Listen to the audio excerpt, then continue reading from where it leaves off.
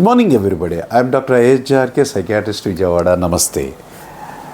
కొంతమంది అడుగుతూ ఉంటారు, సార్ ఈ ఆలోచనలు థాట్స్ ఏంటి, అబ్సెషన్స్ ఏంటి అంటే. కొంతమందికి ఇప్పుడు మాకు పొద్దున్న నుండి రకరకాల ఆలోచనలు వస్తున్నాయి, పదే పదే వస్తున్నాయి, వీటన్నిటిని అబ్సెషన్స్ అంటారా అంటే.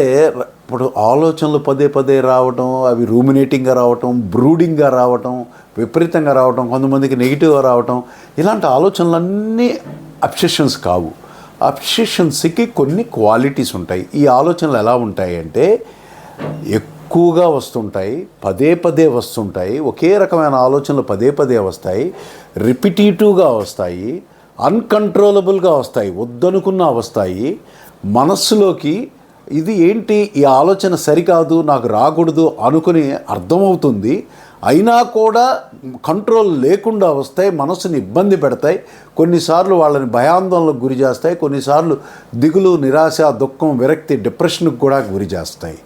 అంటే అన్కంట్రోలబుల్, రిపిటేటివ్, ఇంట్రూజివ్, అన్ఇంటెన్షనల్ థాట్స్ని which are disturbing your mind, దాన్ని మాత్రమే అబ్సెషన్స్ అంటాము.